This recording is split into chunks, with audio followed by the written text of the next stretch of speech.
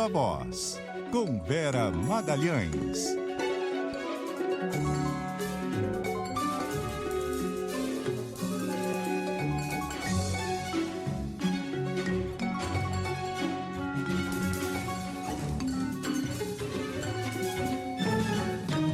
Vera Magalhães, muito boa noite, tudo bem?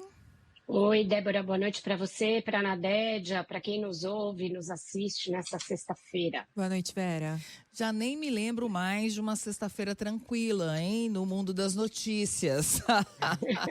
E hoje é mais um dia bastante noticioso e a gente tem aqui uma série de coisas para tratar. Vamos começar falando da mais recente, que foi a retirada pelo governo dos Estados Unidos das sanções contra Alexandre de Moraes e da esposa deles. Eles estavam sancionados pela Lei Magnitsky.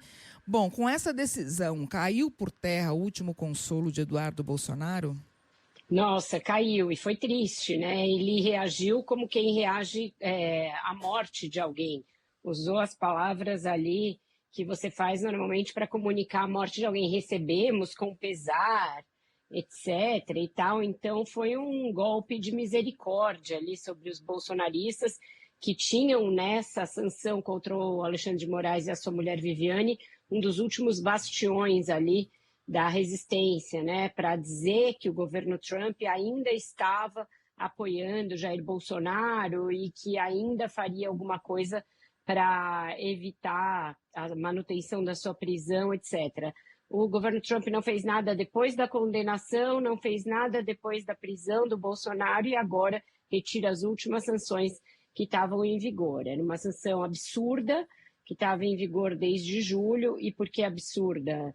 Porque essa lei foi criada para punir pessoas que violam direitos humanos, que assassinam opositores, enfim, nada do que pode ser aplicado ao ministro Alexandre de Moraes, à mulher dele, ao escritório da família ou ao instituto ligado a ela, que eram todos os sancionados. Então foi retirado, faz parte, né, do acordo de fim das tensões entre o governo brasileiro e o governo norte-americano.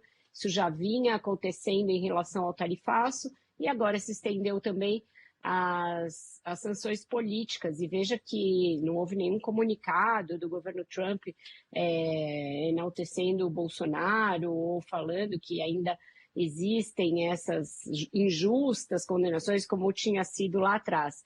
Parece ter sido uma grande, ali, um balão de ensaio do governo americano. Naquele momento se voltou para esse assunto como um factoide, e depois se cansou, como uma criança que se cansa de um brinquedo que ganha no Natal, logo no dia seguinte, parece ter acontecido isso com o governo Trump em relação ao Jair Bolsonaro. Então, uma semana que parecia ter tido um alento para o bolsonarismo, com a votação do projeto da dosimetria, que a gente vai falar mais adiante, mas que termina com esse banho de água fria, Débora.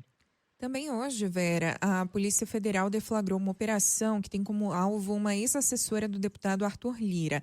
Ele ainda não aparece como investigado, mas a PF colheu depoimentos de deputados e de um senador numa investigação que é sobre desvio de recursos em emendas. Essa bola estava quicando? Quais que são os desdobramentos possíveis? Estava quicando, Nadédia. A gente já tem várias operações da Polícia Federal, inquéritos e até denúncias do Ministério Público tramitando em relação a pontos diferentes do orçamento secreto, né? E o deputado Arthur Lira já tinha sido alvo de uma operação da Polícia Federal. De novo, não ele, né? Mas um ex-assessor dele.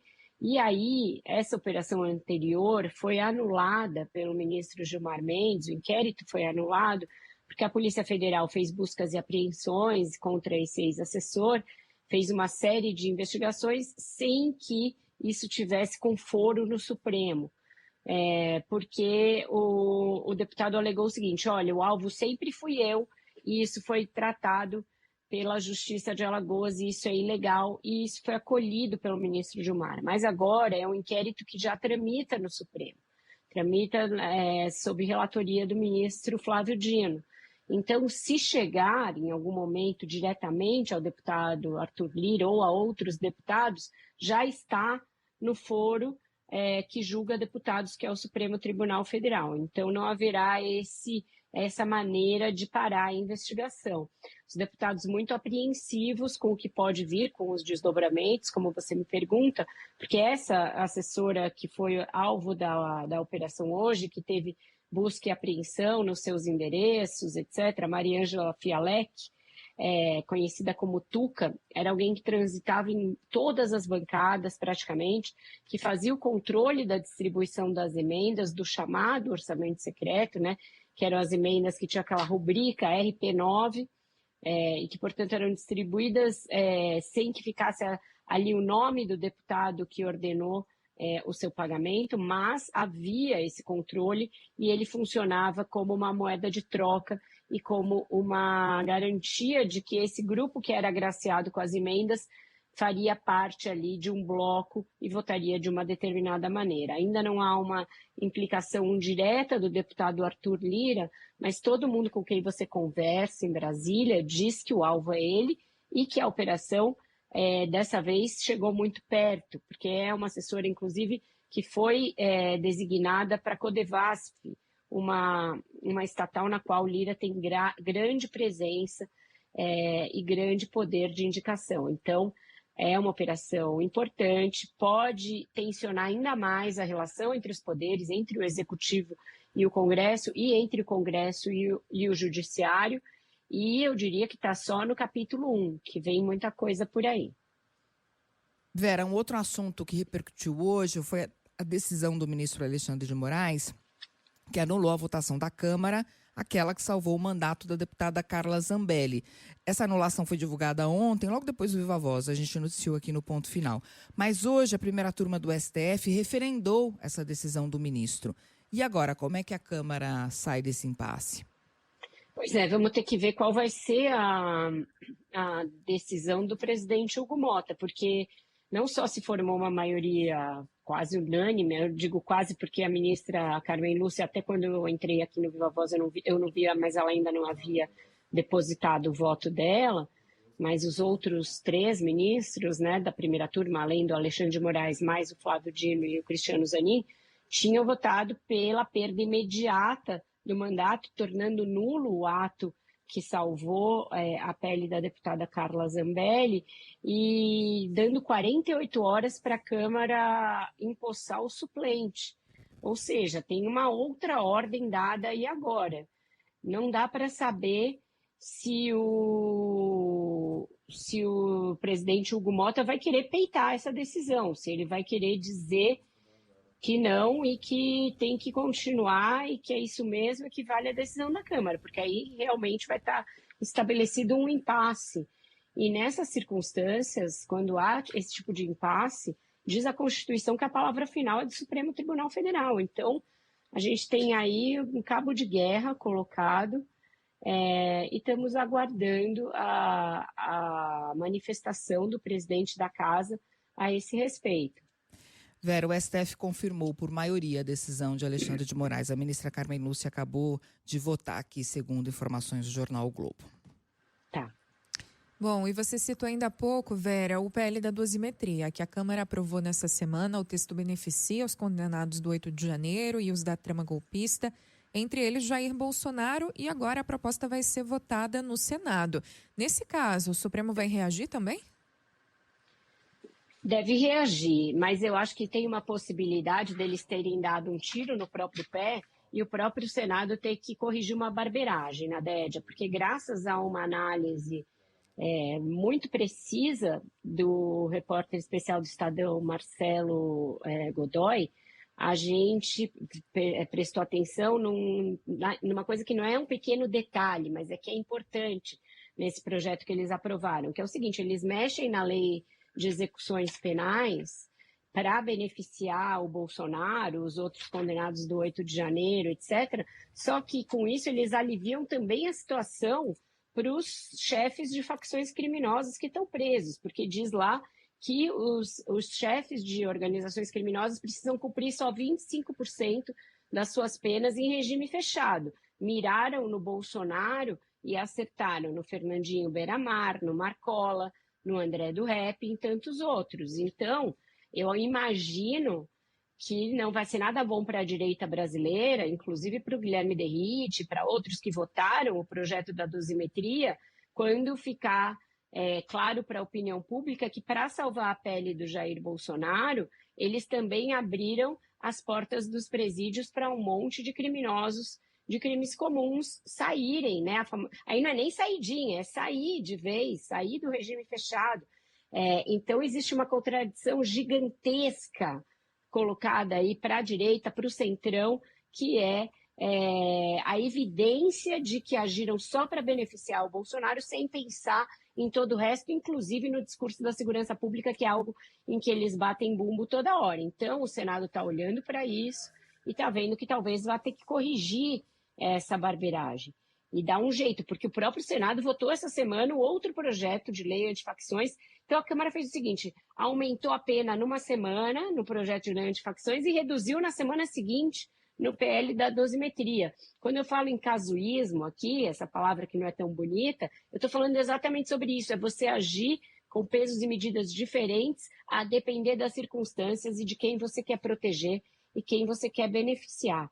Então, o Senado vai ter que mexer nisso, porque eles aprovaram o PL antifacções com algumas mudanças, com aquela decisão do senador Alessandro Vieira de usar recursos de impostos sobre bets para financiar o combate ao crime organizado, e isso voltou para a Câmara, mas o PL da dosimetria acaba atingindo no peito o projeto de lei antifacções, numa clara contradição, numa clara hipocrisia, na verdade, dos deputados que falam, vamos endurecer contra o crime, e no dia seguinte estavam lá mexendo na lei de execuções penais para beneficiar o Jair Bolsonaro. Vergonhoso.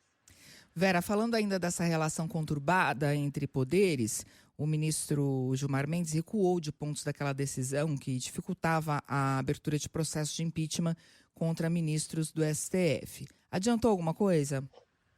Parecia que tinha adiantado, todo mundo falou, isso foi bom, vai se construir um diálogo, mas depois veio uma atrás da outra de pega para capar entre os poderes, e eu acho que a situação atual é de ninguém se entender com ninguém, Débora. Ninguém nem lembra mais, na verdade, quase dessa liminar do ministro Gilmar, porque veio muita coisa nessa semana, isso tudo que a gente discutiu aqui. E agora, com esse impasse declarado, colocado aí na questão da perda de mandato da Carla Zambelli, com esse próximo capítulo de impasse óbvio, que é essa questão da dosimetria, com essa indignação que existe entre senadores e deputados com a operação da PF sobre as emendas, é quase como se essa questão da liminar do ministro Gilmar tivesse sido um detalhe ali, um detalhe bobo. Então, acho que não adiantou de nada para melhorar a relação entre os poderes, ela segue caótica, cada vez mais caótica. A semana que vem é a última semana útil do ano, é a semana em que tudo tem que acontecer, como aquela novela em que eles deixam tudo para a semana final, então tem que votar o orçamento, tem que decidir o que acontece com os mandatos desses deputados, tem que votar o projeto de lei antifacções de novo na Câmara, tem que votar a dosimetria no Senado, e eu não me arrisco a te dizer o que vai acontecer em nenhum desses capítulos. Está tudo em suspense, como aqueles capítulos em que o elenco recebe o roteiro só no dia de gravar e deixa tudo para a última hora, porque está tudo em aberto. E ninguém está dialogando com ninguém, tá? O governo não tem articulação política nenhuma nesse momento. Perguntei para um palaciano, olha, por que vocês não estão falando dessa questão da dosimetria que beneficia o crime organizado? Me disseram, não, porque aqui ninguém quer comprar mais briga com o Congresso. Então está todo mundo ali com medo, todo mundo pisando em ovos, mas ao mesmo tempo todo mundo brigando. Então eu não arrisco dizer o que vai acontecer nas cenas dos próximos capítulos. Vamos descobrindo juntas aí, no momento que o negócio acontece, aí você também descobre, comenta, analisa, é assim que tem sido. Ô, Vera, sexta-feira você gosta de encerrar com música. O que você escolheu para hoje? Pois é, Débora, ontem saiu, né, o disco novo do Emicida, que é um disco que estava muito aguardado, é o primeiro disco, primeiro trabalho inédito dele desde o Amarelo, que foi aquela consagração, né? Aquele sucesso nacional que abriu o público dele para além do público que normalmente gosta de rap, de hip hop, porque é um álbum mais plural, mais voltado para MPB, para o samba, para outros ritmos, outros gêneros, mas agora ele faz um retorno, um resgate das origens dele no rap, e era um disco que era para ser uma homenagem a um álbum dos Racionais MCs, e acabou sendo um misto disso e de uma vivência do luto dele pela perda da mãe, Dona Jacira. Então, o álbum mescla esses dois momentos, aqueles que são releituras do disco Cores e Valores dos Racionais e o que ele presta homenagem à mãe, que morreu nesse ano e num momento ali de briga na família, num momento já bastante delicado. Então, eu escolhi a faixa de abertura, que quase não é uma música, porque ela é uma mixagem de áudios da Dona Jacira, feita pelo Leandro, pelo Emicida, mas tem ali, muito sutilmente, de uma forma muito bonita, o trabalho musical do Amaro Freitas, que é um dos maiores jazzistas brasileiros e que colabora em duas faixas desse álbum, duas faixas que são dessa pegada mais do luto. Então, eu trouxe essa abertura do disco para a gente ouvir junto aqui.